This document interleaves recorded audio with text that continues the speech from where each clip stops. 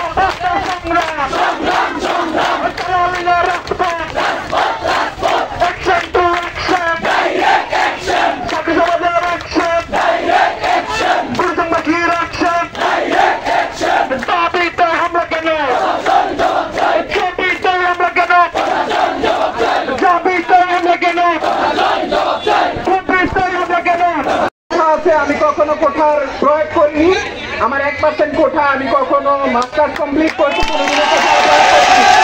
নিজের যোগ্যতায় যতটুকু পারছি ততটুকুই করছি। নিজের অধিকার আদায়ে নিজেদের সক্রিয়ভাবে কাজ করতে হবে, নিজেদের অধিকার নিজেরাই আদায় করতে হবে। কে কারো অধিকার এনে দিবে না, বাসায় বসে থাকলে খাবার পাবে না, পরিশ্রম করতে হবে,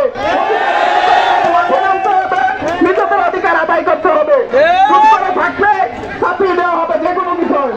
তো আমাদেরকে সাবধানতার সাথে নিজেদের অধিকার আদায় করতে হবে।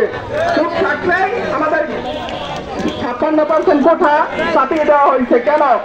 বাংলাদেশে 118 কোটি মানুষ, তার মধ্যে সর্বোচ্চ না হয় 1 থেকে 2 কোটি মানুষ কোঠাদারি, তাদেরকে 60% দেওয়া হয়েছে, আর আমাদেরকে 40%।